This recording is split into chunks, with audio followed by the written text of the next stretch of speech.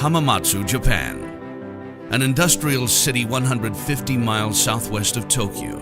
home to the Suzuki Motor Corporation, a company with over 100 years of manufacturing history. By the early 80s, the engineers at Suzuki had been producing motorcycles for 30 years.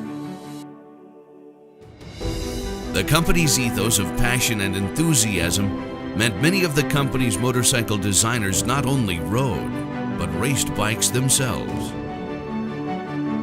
And their experiences racing on the track provided critical feedback in the unrelenting process of constantly redesigning and re-engineering Suzuki's next motorcycle. And in the mid-80s, the ceaseless effort of Suzuki's R&D team would culminate in the birth of a bike that would change the history of motorcycling forever. This is GSXR, 30 years of performance.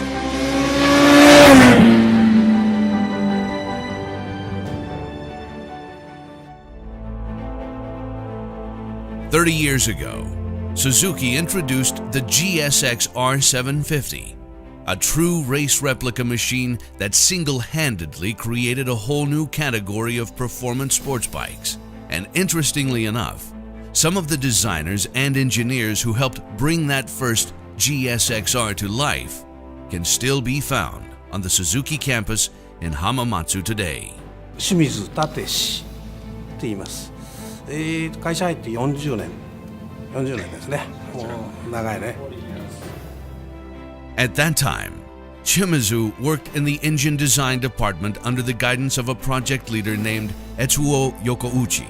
A racer himself, Yokouchi began early development of the bike that would become the first GSXR by challenging everything that the team knew about building a motorcycle meant for racing and starting the design process from scratch. 特にこの幽霊の7班はね、今回来るような話もあった横内さん、その当時の横内部長が最大馬力100馬力で最高速235キロだったかな。He challenged the engine and chassis teams to question the status quo. Once the horsepower and speed goals were set, the team knew that weight reduction would be a significant part of the design. Yokouchi had his engineers completely disassemble a 1983 GSX 750E and mark each engine or chassis part either red or blue. Red was for parts that wore quickly or failed, and blue parts had no breakage or durability issues. When the process was complete, most all of the parts had been marked blue, a sign that they were building their bikes to be durable yet too heavy. Their approach was too conservative. All that was about to change. E4 で先行実験を随分やってたんですよ。実はGSX700 っていうのがあって、当時アメリカでね700以上の車の関税をものすごく上げた時があって、それでショートストロークの7班を作ったので、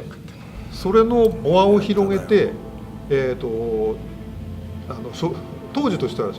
ショートストロークの7班ができたので、それで先行実験やってて、でエアクリーナーマフラー付きで97馬力までは出してましたと立さんが。だけどそこまで出すとスパークプラグのネジのところにアルミが癒着して出てきちゃったり、シリンダーのスリーブがズルズルになっちゃったり、あとバルブが歪んじゃったりいろいろあった、もうだけどもう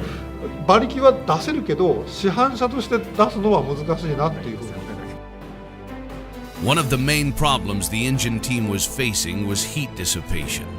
Water cooling was not a viable option at the time due to added weight. So Yokouchi and engine group leader Tetsunobu Fujii came up with a new approach, an engine that had enhanced air cooling and an oil-cooled system. Every part of the new engine was also scrutinized for weight savings. And not only did they achieve weight savings, the engine was also durable. the engineers tested and ran the engine at redline for more than 24 hours with no breakage issues whatsoever. By reducing the number of components and welds required for the frame, they were able to get the frame weight down to just over 17.5 pounds, less than half the weight of the GSXR's predecessor. In late 1984, the GSXR was finally ready to be unveiled to the world at the Cologne show. When the cover was pulled off of the GSXR 750, everything about the bike from its specs to its appearance electrified the motorcycle industry.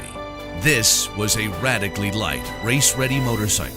and something the general public did not expect from Suzuki, who was known at the time to be careful and conservative. The GSXR 750 achieved a 1-2 finish in its World Endurance Championship debut race, the Le Mans 24-hour. And when the bikes began to reach the general public and began rolling out on the road and tracks worldwide, it did not take long for GSXR's popularity to take off. さっき言ったね、さっきあそこで言ったように私サイクルワールドのテストでテキサスで24時間耐久行ったんですよ。でその時に750での最高記録を作ったよっていうことになって。During the late 80s and 90s, the GSXR became known worldwide as a sport bike leader in racing, and development of the GSXR models continued as new performance standards were sought after. The teams working behind the scenes on the bike had intimate and up-close feedback about improvements, because they were some of the people pushing the bike to its limits firsthand. ですからこの3人とずっと一緒に実験とか、あと社内クラブのチームタイタンっていうのだったもんで、うちがフォアサイクルのエンジンやりだしたから耐久レースでなきゃいかんじゃないのっていうのがやっぱりレースチームの人から話があって、それで今度耐久レースあるから出ようってことで。例えばホンダとかヤマハとか川崎、みんな社内レーシングチームっていうかね、社員がやってたレーシングチームがあって、やっぱり鈴鹿の耐久なんかだとワークスが出てる中でその後社内のチームが出てた。でどこもそうは言ったって社内だもんで、どこがワークスでどこがチームだか分かんない、ライターが違うだけのような車になってるんですけど、そういう中で、自分らでエンジン作って車作ってでレース出てたと。Even to this day, the engineers who made up Team Titan are proud to recall some of their top finishes, and are quick to note that even amongst all the other professional and company teams, they frequently finished well and never fell below 10th place in the rankings. Not bad for a group of full-time engineers and designers. 今自分も86年モデルに未だに乗ってます。でまた開発したっていうところでどこをこれ何かあった時どこをいじればいいかってそれなりに向かって未だにもう29年ですかね経ちますけど。In the late 80s and throughout the mid-90s, Suzuki continued the development of the GSXR, and every new model of the GSXR was designed with new technology and improvements learned on racetracks from around the world.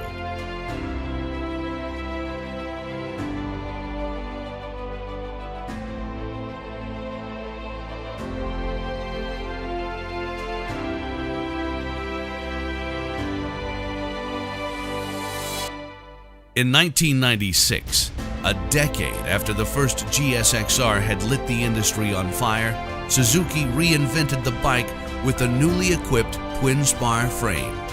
Taking inspiration from their GP bike, the new GSXR featured a shortened wheelbase with smooth drivability, all weighing in at under 400 pounds. それで85、6年頃に、レースグループにいる時もなんとかこの横を通したツインスパーのフレーム作れないかっていう何度か話出てきたんですけども、やっぱどうしてもエンジンが場が広くてですね、ちょっと作れんくて、いかせぬ形でずっとやってました。で、96年の7年やる時で初めてもう設備を起こして岸田ピッチを狭めるって話になりまして、で同期の西川さんという人がい